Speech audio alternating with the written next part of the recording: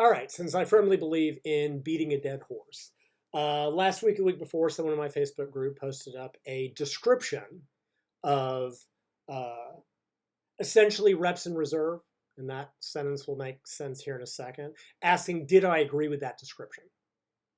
So what I want to do is put it up as it was posted, and I'll read it to you before looking at a little bit of detail at it. Now, they didn't use reps reserve notation. They used reps from failure.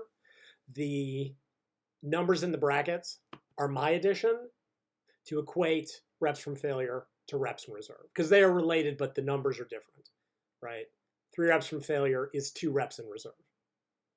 2 reps from failure is 1 rep in reserve. 1 rep from failure is 0 reps in reserve because the next rep would be failure. That make sense? Okay, let's get to it. Typically, 3 reps from fail, 2 reps in reserve, will see a significant slowdown in bar speeds towards the end of the set, but is not usually perceived as very difficult to crank out. 2 from failure, 1 rep in reserve, is where straining and shaking may occur and is going to feel very tough.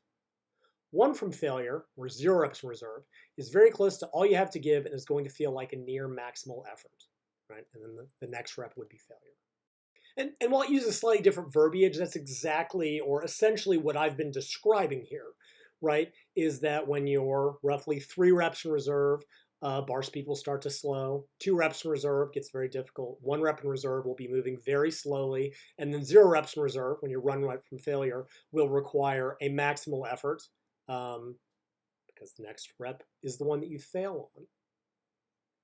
And just for an example again, I'm going to pull the final 4 repetitions of one of my sets of the hammer incline press, just so visually people have this in mind again. And don't worry, I'm getting to the point. Blah, blah, blah. 3 reps in reserve, 1.5 seconds. 2, 1.8 seconds. At 1 rep in reserve, we're up to 2.6 seconds. That's 2.5 times where I started. On the final completed repetition, it takes me 5.5 seconds to grind through to the top. I try for another repetition, get stuck in the midpoint.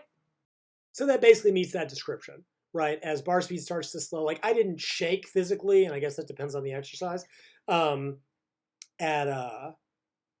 2 reps from failure, but things got very slow. And then 1 rep from failure in their terminology, 0 reps in reserve for me, 5.5 seconds, actually a bit. If you go back and look at that video, I did a rest pause set. The final rep on the first mini set took me over 7 seconds, which was even a close for maximal effort. And then I fail and then I'm done. Okay.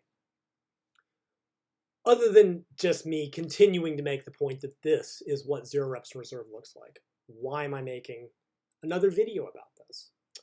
Well, here's why. So that description that I put up at the front of this video, here's where it comes from. It comes from the FAQ of the male physique template from Renaissance Periodization, the company that Mike Israetel founded. Let me say that again. Description of 3, 2, 1 reps from failure, 2, 1, 0 reps from reserve. Comes from the FAQ of the male physique template from Renaissance Periodization, the company that Mike Israetel founded. Now, that description is what I've been saying for months now. It's what all the science supports in terms of what happens with bar speed. It's what Jeff Nippard demonstrated in his video. It's what I've demonstrated in every video I've put up and time analyzed of myself, people in my Facebook group, Dorian Yates. Only thing that doesn't fit that description is anything Mike Israetel has put up of himself, his training partners, or his trainees, at least that I've seen. I find this a little confusing that the official information that Renaissance Periodization, company founded Mike Israetel, is putting out contradicts what he's been arguing with me about for months now. Completely contradicts what he's defending and claiming as 0 reps in reserve. I think this requires explanation and a direct explanation. Mike, why don't any of your videos look like the information and description your fucking company sells to people? It's really that simple. Why? What's the difference? I mean, maybe you forgot about this. Maybe you forgot that this was part of one of your endless generic templates. What are you going to do now? You're going to get together with lifting dermatologists and do an hour-long attack video on your own company? Did you outlift Renaissance periodization? Do you have better genetics than Renaissance periodization? Would you not want to have Renaissance periodization as your coach? Like that bullshit you did about me and Greg Doucette? Inquiring minds want to know.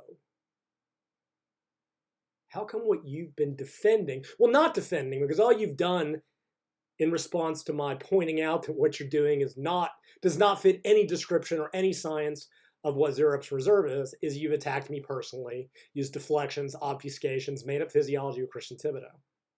Your own company says you're wrong. The information you fucking sell to people says you're in the wrong. I think you should address why that is. And I think if your little followers who are eating up your bullshit, who you lie to every day, if they can get off their knees for long enough, they should ask you for a direct explanation. None of your talking in circles bullshit, none of your deflections, none of your obfuscations, none of your politics. A direct explanation of why every video you've put up claiming to be zero reps in reserve to muscular failure doesn't even meet the description of the information your company sells. Have a great day, Mike.